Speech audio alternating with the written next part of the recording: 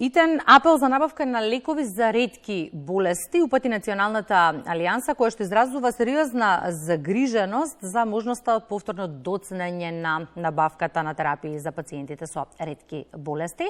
Оваа тема во утринската програма ја отвараме со Наташа Ангелеска од Националната алијанса за ретки болести, инаку застапник на луѓето со хередитарен ангиодем од југоисточна Европа. Ја имаме на Скайп. Добро утро, Наташа, благодарам за позитивниот одговор за разговор во Македонија наутро.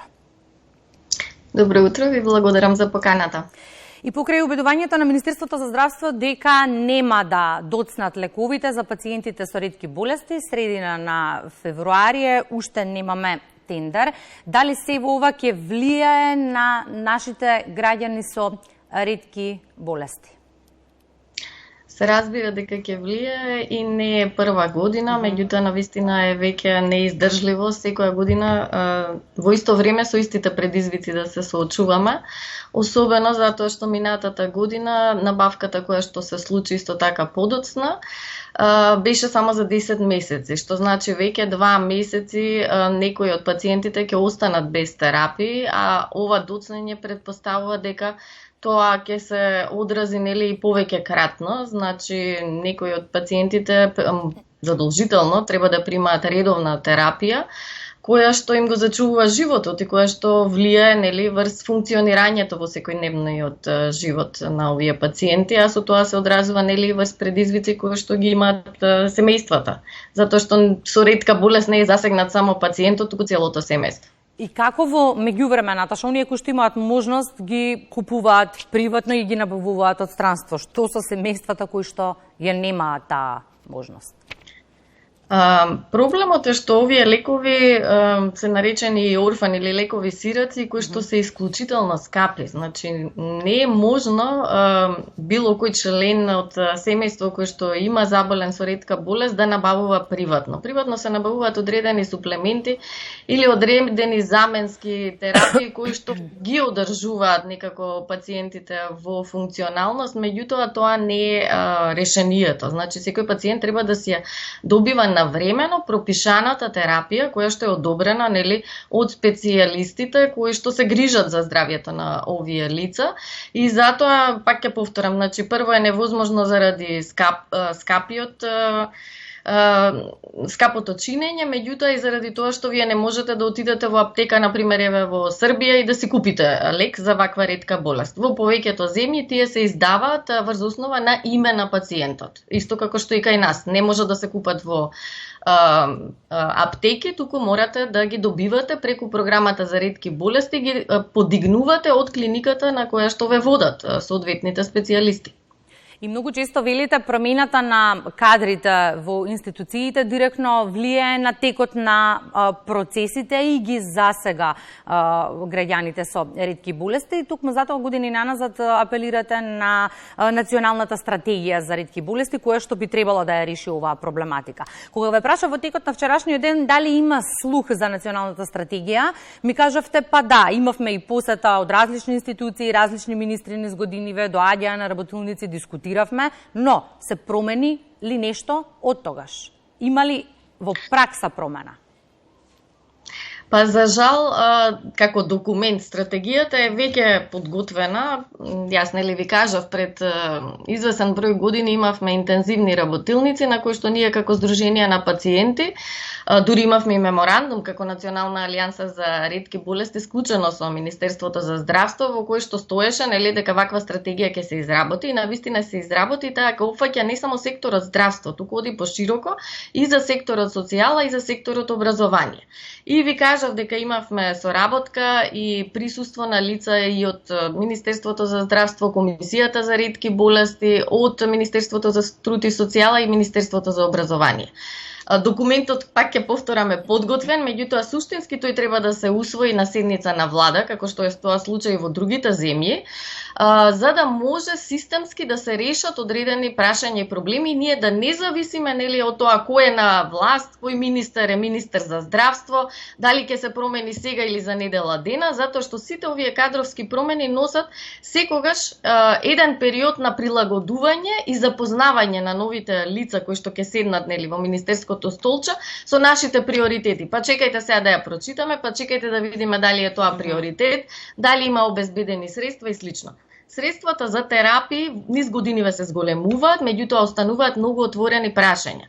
Прво и основно прашање, секој нов пациент кој што во текот на годината подоцна ќе се диагностицира, не може да стане дел. Он станува дел од регистарот за ретки болести, меѓутоа нема пристап до терапија, затоа што не е предвиден со буџетот за покривање на таа терапија. Тоа е еден и основен проблем. Меѓутоа, во текот на годината може кај некои пациенти да се влоши состојбата или да се промени, да има потреба од промена на терапијата.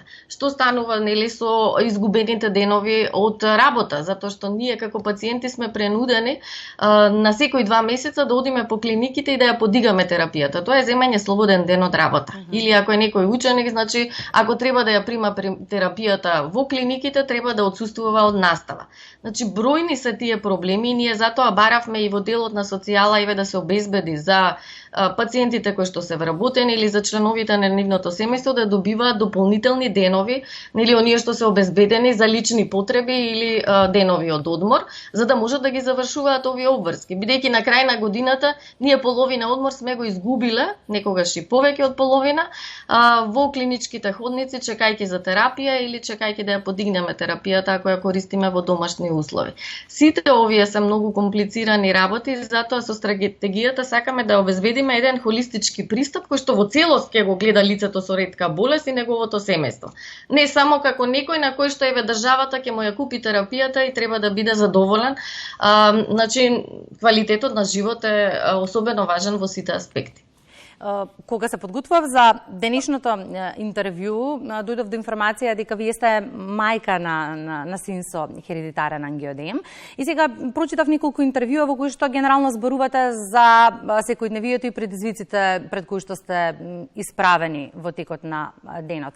Велите, вашиот син ви дава енергија да не се откажувате, но предпоставувам дека не е едноставно секојдневието, ниту за пациентите со ретки болести, ниту за нивните семејства.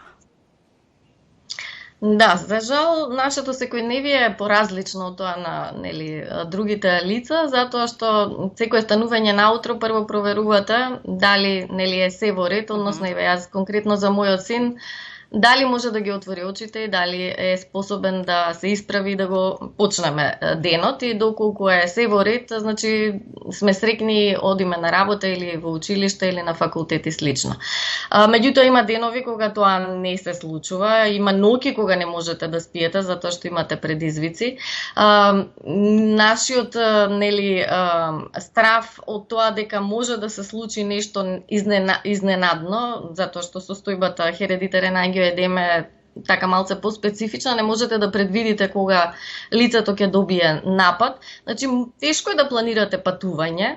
Ако ги имате лековите, треба да обезбедите лист со кој што се објаснува зашто носите толку лекови со себе. Доколку не сте обучени за тоа што се дава терапијата интравенски или субкутано, треба да најдете во земјата во која што патувате место каде што може да се аплицира таа терапија. И сето тоа ви го комплицира животот. Значи не пакувате ако одите на летен одмор само купајки, туку пакувате и лекови, обезбедувате документација за да заминете некаде. Во секојдневието, пак ќе речам, јас можам да отидам денес на работа, меѓутоа за 2 часа можно е да ми се јави моето дете и да ми каже не ми е добро, мора да примам терапија и јас морам да излезам од работа. И тоа е секојдневие на кое што ние за жал мора да се подготвиме и да го прифатиме, меѓутоа не е лесно. Постои онаа стигма, знаете, дека треба да се објаснувате некому зошто тоа мора да го правите, зошто толку често отсуствувате од работа. Некои од лицата за жал се откажуваат и од кариера, значи еве јас за жал во животот да не се случеше болеста на син ми, можеби ќе имав друг кариерен пат, меѓутоа морав да се прилагодам на состојбата, затоа што често бевме на болница со долги болнички престои и се откажав од некои професионални ангажмани. Меѓутоа, пак ќе речам, сето тоа се компензира со знанието дека сте му помогнале на детето или сте му помогнале на било кој пациент со ретка болест, за да продолжи да живее. Бидејќи нашата состојба е со 30% смртност, па знаете како кога знам дека е жив и дека е до мене и дека заедно еве ќе го планираме тоа патување, сепак е малце по охрабрувачки. Апсолутно, да, и добро е кога веќе ги поминуваме секојдневните предизвици и знаеме ни што поминувате, добро е да имаме систем кој што би го олеснувал, а не отежнувал функционирањето во секојдневието. Генерално секој февруари го посветуваме на националната кампања ги запознаваме ретките болести. Она што ме интересира, каков е вашиот впечаток? Колку јавното говорење ни помага прво нам, граѓаните, да ги препознаеме и запознаеме ретките болести, а од друга страна колку помага во обезбедувањето на подобар третман на пациентите? Па јас морам да кажам дека таквите кампањи, особено да се заблагодарам на мојата сограѓанка Гордана Лолеска, која што интензивно изминативе 6 години ги води овие кампањи, влијаат многу позитивно. Пред се јавноста веќе знае што се тоа ретки болести. Ретко ќе сретнете човек кој што не слушнал за ретките болести. Во февруари тоа е поинтензивно затоа што нели тоа е глобална кампања која што се води во целиот свет, особено во европските земји. Она што помогна доста е затоа што и вашиот интерес и вашата поддршка како медиуми допираме до поголем број граѓани. Значи не се тоа само социјалните медиуми преку кои ние можеме да споделиме, туку и вие како медиуми споделувате. Што придонесе тоа кај докторите? Да, се запозна и се поттикна интересот да научат нешто повеќе за некоја специфична болест, особено ако ја сретнале или ако се опишани симптомите и може да препознаат, за да тоа евентуално лице оди понатака на истражување и да добие соодветна диагноза. Кај одговорните лица, оние кои што ги носат политиките, кои што се одговорни еве за буџетирањето, односно за набавките на терапиите, прави еден вид на притисок и тоа е добро, затоа што да не ги имавме овие кампањи, ако само упатувавме писма како што правевме претходно, значи ретко кога бевме повикани или слушнати. Вака барем во месец февруари еве ние интензивно зборуваме по сите медиуми и го привлекуваме вниманието, меѓутоа и вршиме притисок и тоа е она за жал што помага во случајов, наместо дели да се следи оној вообичаен тек кој што треба нормално да се случи за набавка на терапиите. И да сумираме, во пресрет на денот на ретките болести, тоа е последниот ден од месец февруари, какви системски промени се неопходни за квалитетен живот на лицата со ретки болести? На хартија, по устав и закон, сите сме исти еднакви, имаме исти права и обврски. Кои права кај вас недостасуваат? Па, видете, да, во право сте, викаме, здравјето е човеково право и тоа треба да биде заштитено и е заштитено кај нас и со устав и со меѓународните конвенции и она што пак ќе повторам ни е потребно и неопходно е следење на нели онај нормален тек доколку има буџет, а буџетот се обезбедува веќе пред крај на декември за следната година, терапиите веќе извесен период нели се набавува, значи да не се доцни со усвојување на програмата за ретки болести и овие набавки да го земат својот нормален тек и да се обезбедуваат доволно терапии и навремено. За пациентите кои што во текот на годината ќе бидат диагностицирани, дополнително да се обезбедуваат средства и терапии, бидејќи мора да обезбедиме просечен нормален живот и за овие ново откриени или ново диагностицирани пациенти. Сите социјални услуги и бенефиции кои што може да ги обезбедиме во нашата и да ги оствариме во нашата држава, да не бидат ставени под знак прашање само затоа што ретката болест не е препознаена во социјалната сфера.